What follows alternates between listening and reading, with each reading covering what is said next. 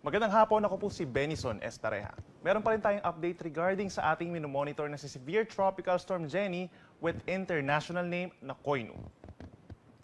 As of 4 in the afternoon, ay huling namataan si Bagyong Jenny, 760 kilometers na lamang po sa silangan ng Aparis sa Cagayan.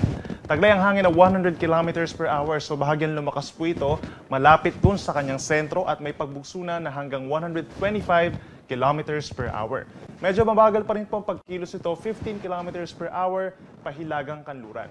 Base po sa ating latest satellite animation, kung mapapansin po nila, itong eastern side or yung trough itong si Bagyong Jenny ay nakakaapekto na po sa may eastern sections of Luzon and Visayas, habang meron pa rin tayong habagat na unti-unting pinalalakas nitong si Bagyong Jenny dito po sa western sections of Southern Luzon, Visayas, and Mindanao. Base po sa latest track ng Pag-asa, inaasahan po nakikilos, pahilagang kanluran pa rin in general simula ngayong gabi hanggang sa Tuesday itong si Bagyong Jenny. Mataas din po yung tsansa na ito'y maging typhoon na sa mga susunod na oras or by tomorrow early morning. Inaasahan naman po by Wednesday and Thursday ay kikilos, pakanluran or pakaliwa itong si Bagyong Jenny dun sa may northern part of Batanes, in between Batanes and southern portion of Taiwan, at lalabas ng Philippine Area of Responsibility pagsapit po ng Thursday ng hapon or maaring sa gabi at kikilos na papunta ng southern portion of China. Base po sa latest track ng Pag-asa, malawak itong si Bagyong Jenny. Nasa around 500 kilometers po yung dalang lakas na hangin nito. So maaaring pag umakyat itong si Bagyong Jenny patungo dito sa may parting north of Batanes, ay maapektuhan po hindi lang itong Batanes, kundi malaking bahagi din po ng northern Luzon and even itong lalawigan po ng Aurora sa mga susunod na araw. So, magantabay lamang po sa mga updates natin. Posible na tayo magtaas ng tropical cyclone wind signals sa ilang pambahagi po ng ating bansa. Inaasahan po bukas ng hapon, nasa around higit 550 kilometers po sa silangan ng Basco, Batanes, yung sentro nitong si Bagyong Jenny, as a typhoon na po yan. Pagsapit naman ng Tuesday, nasa almost 400 kilometers na lamang po sa silangan ng Batanes. At pagsapit naman po ng Wednesday ng hapon, ay nasa 220 kilometers na lamang po hilagang silangan ng Batanes, ang sentro nitong si Bagyong Jenny. So ito yung Wednesday and Thursday, ito yung pinaka-crucial part, pinakamalapit yung sentro nitong si Bagyong Jenny sa malaking bahagi po ng extreme northern Luzon. Nandiyan din po yung tinatawag natin na cone of probability. So ibig sabihin, posibleng bahagyang bumaba o bahagyang umakyat yung sentro nitong si Bagyong Jenny sa mga susunod na araw. So patuloy po tayong magmamonitor.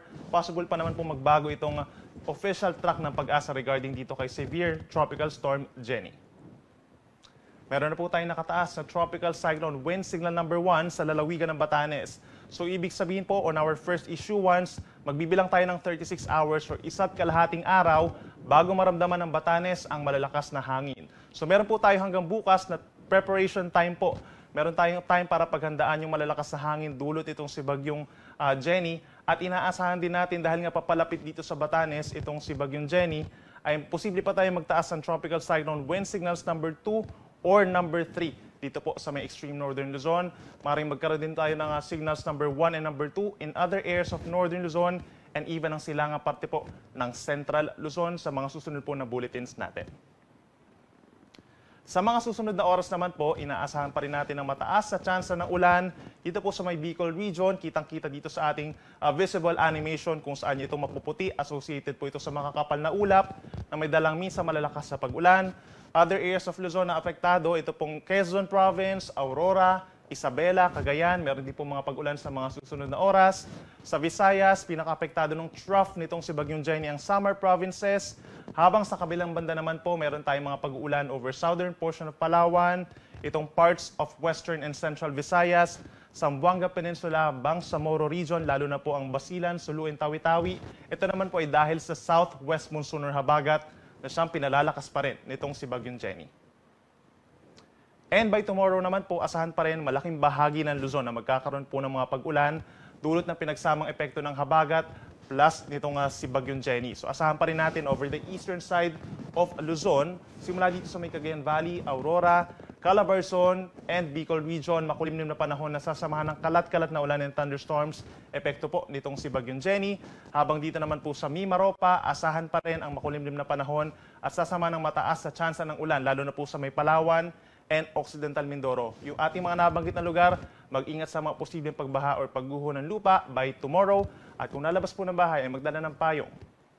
Sa natitirang bahagi po ng Luzon, rest of Calabarzon, Metro Manila, and rest of Central Luzon, umaga pa lamang po, maulap na nakalangitan, nangiiral, at mataas pa rin ang tsansa ng mga pag-ulan pagsapit po ng hapon hanggang sa mga susunod na po yan na araw. Dulot po yan na pinagsamang epekto ng habagat plus yung trough nitong si Bagyong Jenny.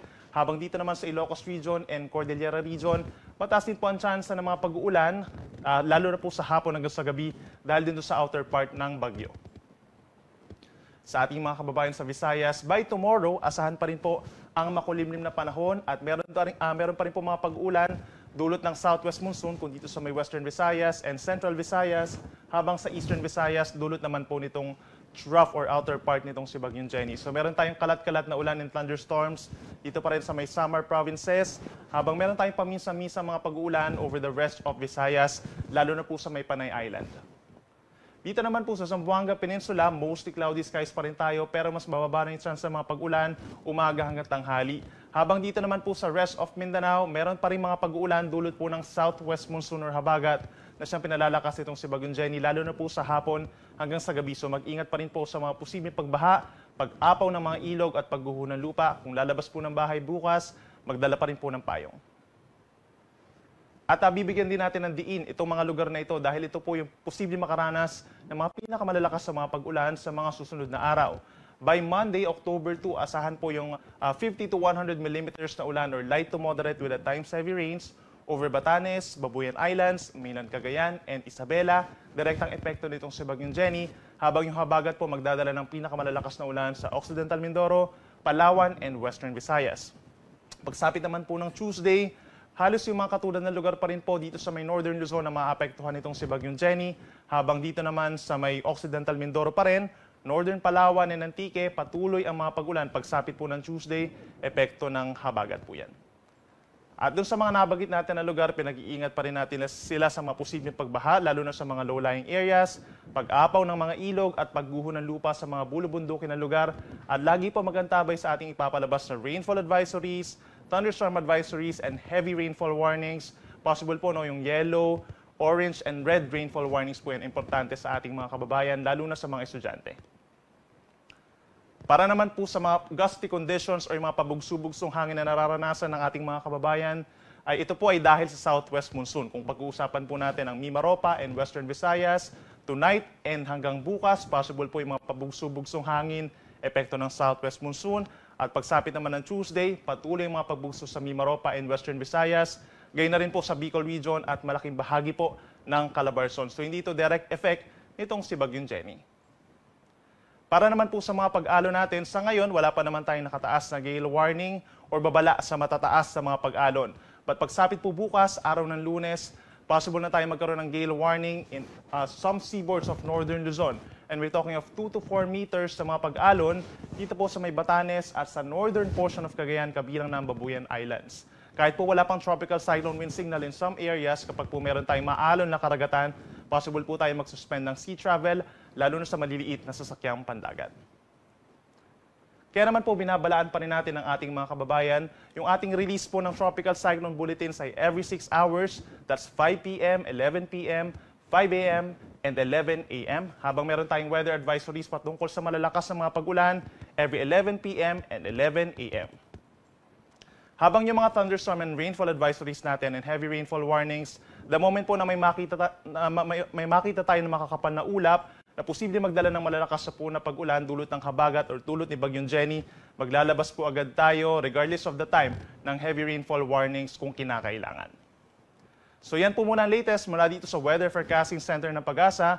Ako muli si Benison Estareja, mag-ingat po tayo.